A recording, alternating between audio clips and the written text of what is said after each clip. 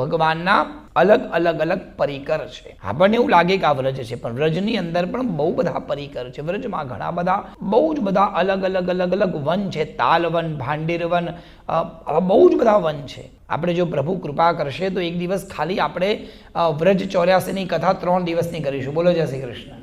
ખાલી વ્રજની ગાથા. અને સાહેબ એ કથા એટલી સુંદર છે, એટલી બધી સરસ. એમાં એક એક એક એક જગ્યાની કથા આવે. તાલવનમાં ભગવાને શું કર્યું, ભાંડીર વનમાં ભગવાને શું કર્યું, છાક લીલા ભગવાને ક્યાં કરી, જતીપુરાની એક કથા આવે, ગોવર્ધનની એક કથા આવે. અને જતીપુરાની કથા તો સાહેબ સૌથી સુંદર કથા, જ્યાં ગિરિરાજ પ્રભુ વિરાજમાન છે. બ્રહ્માંડમાં જે ક્યાંય નથી એવું નથી કહેતો, એવું હરિવંશ પુરાણ કહે છે. હરિવંશ પુરાણનો એક શ્લોક છે, જે બ્રહ્માંડમાં ક્યાંય નથી એ ગોવર્ધનની તળેટીમાં તમને જોવા મળે. ખાલી ગોવર્ધનની તળેટીમાં જાઓ, ઠાકોરજીની કૃપા થાય, તમારો મનોરથ ભગવાન પૂરો કરે.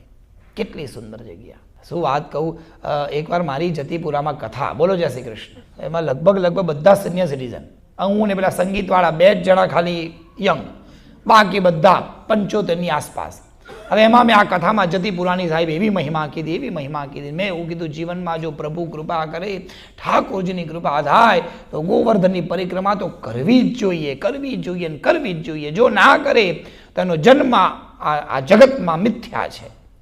બધાને પાણી ચડી ગયું. સાગરભાઈ, પરિક્રમા તો હવે મરતા પહેલા 1 વાર કરવી છે, પણ તમારે અમારી જોડે આવવાનું છે. ચાલો ત્યારે. અને સાહેબ ડોહા ઢગલાઓને લઈને હું તો નીકળ્યો. માંડ 1.5 કિલોમીટર ચાલ્યા. અમે જતીપુરાથી શરૂ કર્યું, દંડવતી શિલા પર દંડવત કર્યા, રાધાકુંડ આવીને બધા થાકી ગયા. સાગરભાઈ હવે નહીં ચલાય. પાછી મેં 2 વાર્તા કીધી, એકાદ ધોળ કીર્તન કર્યું, એટલે પાછા ઊભા થયા, પાછા થોડી આમ થોડી હવા પૂરાઈ, એટલે પાછા ચાલ્યા, પાછા થાકી ગયા, બેસી ગયા. એટલે માંડ નેટ પહોંચાડ્યા. હવે 1 કિલોમીટરની યાત્રા બાકી, ખાલી 1 કિલોમીટર બસ. પૂછરી કા લોટા, તમને જો ખબર હોય, ત્યાં પૂછરીના લોટાથી જતીપુરા 1.5 કિલોમીટર જશે. બસ અમે પૂછરી કા લોટા પહોંચ્યા, અને ત્યાં તો પછી પેલા સરસ બેન્ચીસ બાકડા આવ્યા, અને સાહેબ આ તો બધા બેસી ગયા. મેં ફરી વાર્તા શરૂ કરી, અડધી વાર્તા, એટલે બા કે સાગરભાઈ આ વાર્તાઓ કામ નહીં આવે, હવે તમે રિક્ષા જ બોલાવી દો. હવે કોઈ ધોળ, કોઈ કીર્તન નહીં. આ હવે ગયું છે ઢાંકણીનું, બધી પતી ગયું હવે. એટલે હું થાકી જ ગયો, એટલે હું ઘડીક બેઠો. હવે એમાં ખાલી આમ નજર, કારણ કે તમે પરિક્રમા કરો એટલે તમને ગિરિરાજજી દેખાય. એટલે ગિરિરાજજીને આમ મેં કહ્યું, પ્રભુ, હે ગિરિરાજ પ્રભુ, આટલા બધા વ્રજ ભક્તો બિચારા આવ્યા છે ને, આમની ભગવાન પરિક્રમા 1 કિલોમીટર બાકી છે, કંઈક તો કરો, પૂરી થઈ જાય. એટલે વળી મેં ફરી કીધું, ભાગ્ય હોય એની પરિક્રમા પૂરી થાય. હવે ભાગ્ય આવતા જન્મમાં કરીશું, તમને રહેવા દો. અરે યાર, પણ ના મેળ આવ્યો.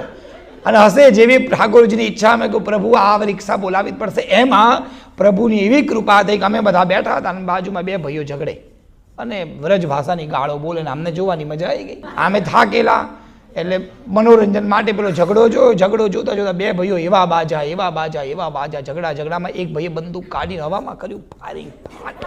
અને સાહેબ જ્યાં અને હવામાં ફાયરિંગ કર્યું, આ બધા ધરધર કરતા ઉભા થયા. અને અડધો કલાકમાં તો ક્યાં જતીપુર આવ્યું ખબર પડી નહીં. શ્રી ગોવર્ધનનાથ કી. અમારી પરિક્રમા પૂરી થઈ ગઈ. બહુ લૌકિક દૃષ્ટિથી જોઈએ, જે ભાવથી તમે ઠાકોરજીને કંઈ કહો સાહેબ, પરિક્રમા કરતા કરતા મનનો મનોરથ પૂરો થાય છે. 5 પ્રકારે પરિક્રમા થાય. કોઈ દૂધથી ધારા કરતા કરતા પરિક્રમા કરે, કોઈ લીલી પરિક્રમા, કોઈ સૂકી પરિક્રમા, કોઈ ચાલીને પરિક્રમા, અને કોઈ 5મા નંબરે દંડવતી પરિક્રમા કરે. સૂતા જાય. આ વ્રત 84 કોષ છે. આ બધું કેમ આવું થયું?